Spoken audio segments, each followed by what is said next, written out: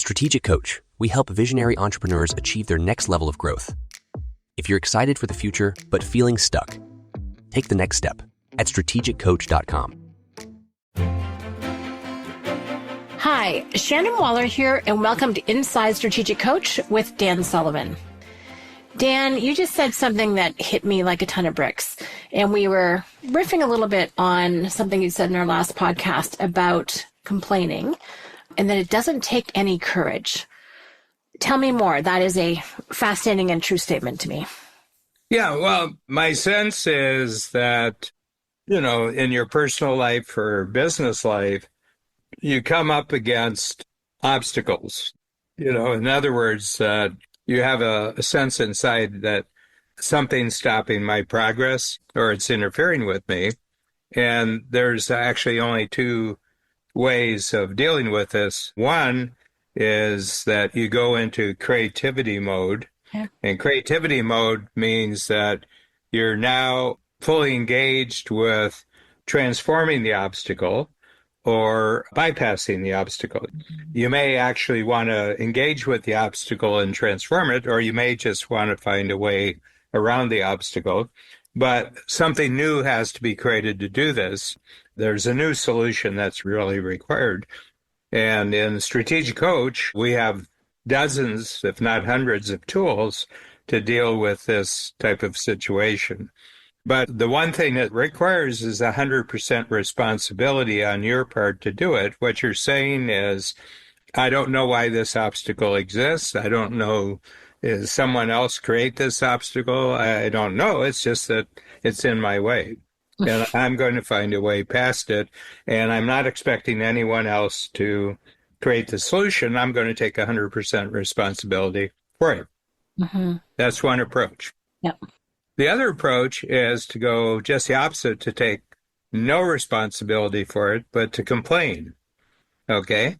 And that requires you to find out who's responsible for the obstacle, and as many as possible that you can complain about these people who are other individuals who are creating the obstacle, or some cosmic force or whatever is causing the obstacle.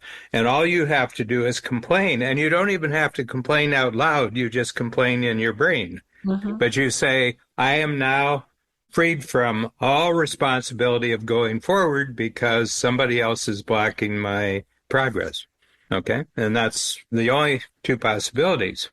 Now, the truth is there are very few people who are 100% creative, and there's very few people who are 100% complaining, and most people are in the dirty middle.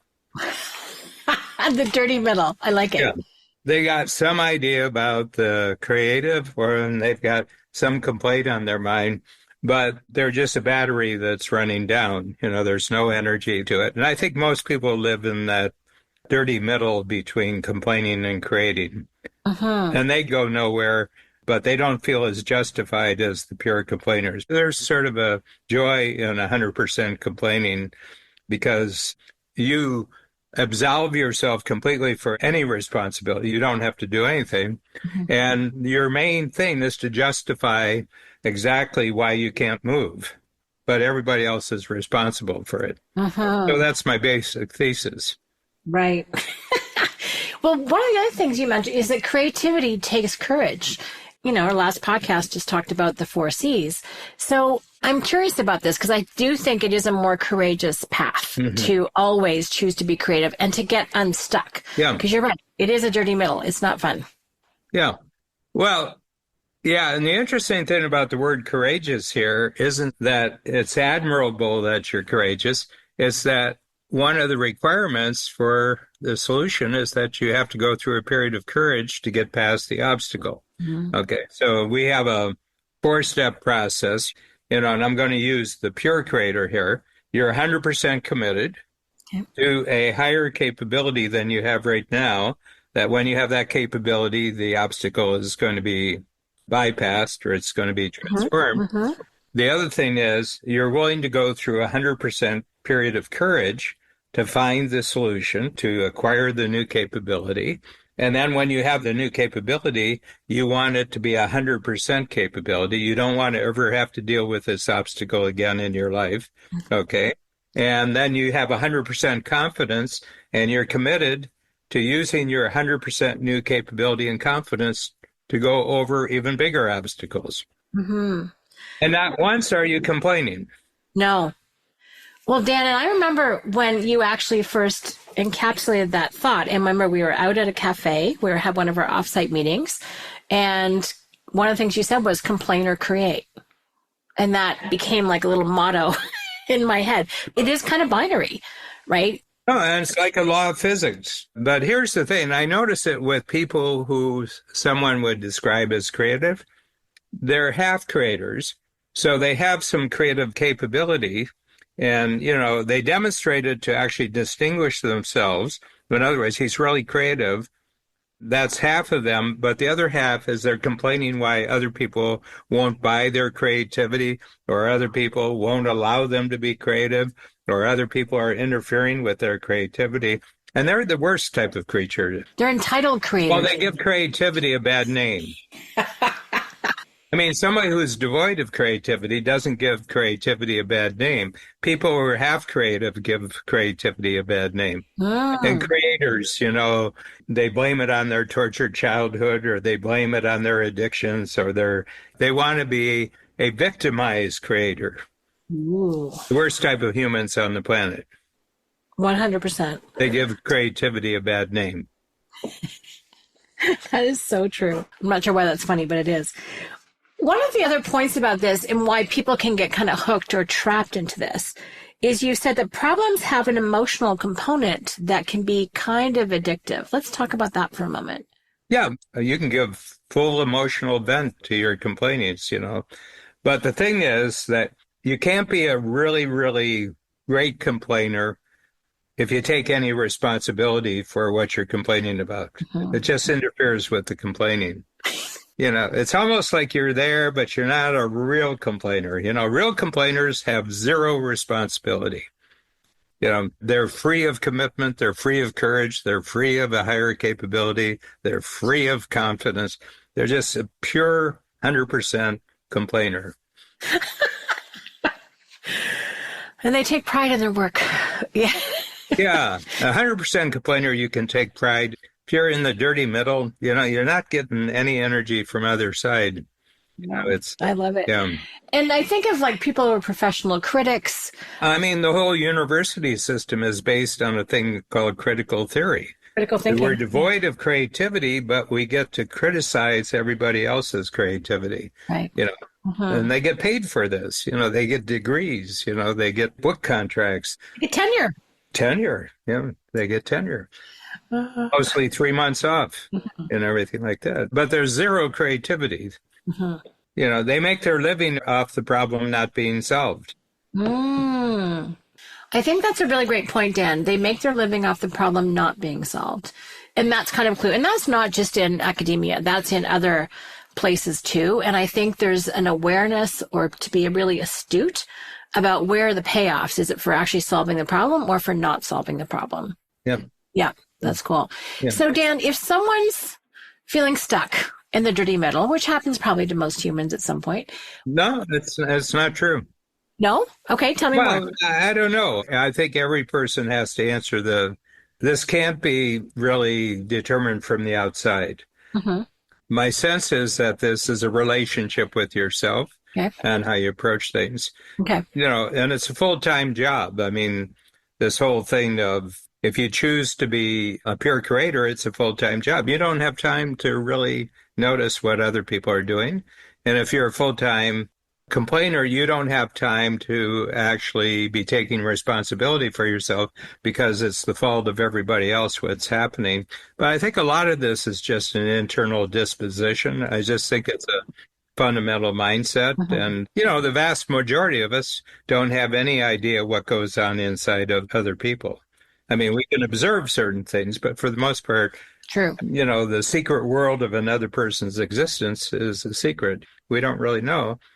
But I think that the conceptual binary that I'm creating here, mm-hmm. virtually everybody can relate to it just by the behavior they go through from one day, the kind of feelings they have, the kind of mindset they have every day. how they perform and everything else. I don't think there's any mystery to this. I mean, if you were telling yourself the truth, which is easier for creators than it is for complainers, you could do this, but I don't know.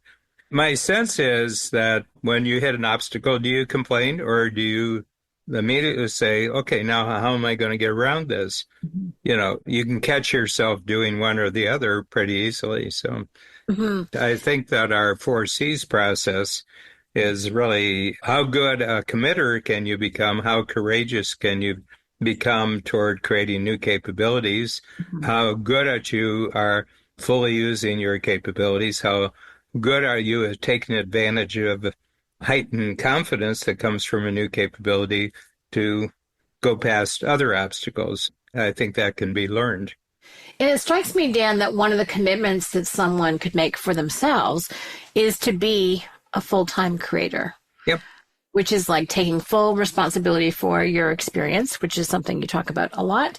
And then you're always putting yourself in that courage and then capability mindset to create solutions, overcome those obstacles, whatever they are. And it's interesting in coaching and being in 10X this week, there's a definition of an entrepreneur is someone who uses everything to create an advantage. And everything includes quote unquote good and bad. Yeah. Right. Someone who's going to transform whatever the experience is that they're experiencing or feeling into something that is of value for themselves and others. Yeah. It's a very entrepreneurial capability that we're talking about tonight. Yeah. But from birth, we're in the situation. What we talk about people growing up is they don't cry and scream. Say more about that. Well, children cry and scream, when they don't get what they want. And gradually we call an adult someone who doesn't cry and scream when they're opposed.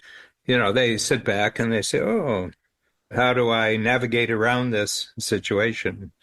So I don't think we're saying anything in this podcast that any human being who isn't delusional, completely delusional, recognizes that this is my everyday life, But I would say this, complainers attract complainers and creators attract creators. And one of the bad things about complainers that the other complainers that you attract don't do you any good. Where if you're a creator, the other creators who join you in the act of creating do you exponential good. But you attract what you are. I think that's a pretty fundamental axiom. That good attracts good, bad attracts bad. What is it that you want to attract? I think complainers attract bad luck, and I think creators attract good luck. So it's interesting. A couple of people in the workshops this week were talking about their previous mindset, kind of like, is the world against me or is the world for me? Right. And people who, for early circumstances, whatever, made it, the world's against me, had to make a fundamental mindset shift to be a creator, not complain, all the things. And once they did, it was completely transformative on the rest of their life. Like, it's a fascinating story. Yeah. So early upbringing, early whatever, you have to bring it to the level of consciousness and go, oh, how am I functioning on this one? What choice have I made? What am I committed to? And there's so much more possibility and interest in new things and new people and community that can happen as a result of choosing to be a creator. Yeah. But to your point, it takes courage. You are creating something new. Yeah. And I think it also means letting go of some of those emotions that can be kind of addictive when you identify a problem. So it's an interesting path, Dan. Yeah. I mean, you said the question is the world against me or the world for me? And the answer is it depends. Yeah. Because depending on the choice of how you're going to think about things, it'll be against you or for you. I mean, first of all, I don't know what the world is. Yeah. But when I have the right mindset, I do know that I'm in a totally different skill mode. I'm in a totally different energy mode than if I feel, I'm helpless, then. Yeah. But there is energy out there, and I think good energy flows to good energy and bad energy flows to bad energy, I would agree. Dan, the last thing, just to wrap up this conversation, the other thing that strikes me in terms of focusing on being a creator is that you're in motion. You're not static, you're not stuck, and therefore you're not isolated. You're someone who is actually making things happen. Sometimes it works. Sometimes you course correct and do something else, but there's some magic in taking action to overcome the obstacle, whatever it is. And that's part of that creative process. Yep. Mm-hmm. Yep. If you take the creative route, you'll always get better. And if you get better continuously and consistently for 5 years in a row, 10 years in a row, it really becomes habitual. You don't have to think about it. Your just automatic response is going creative. Mm-hmm. But the thing is that you're never out of it.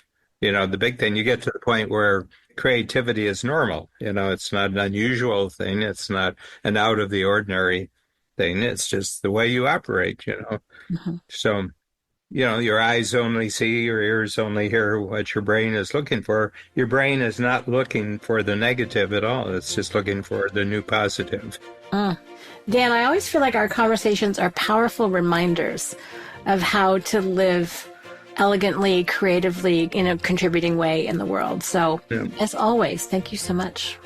Yep. Thank you, Shannon.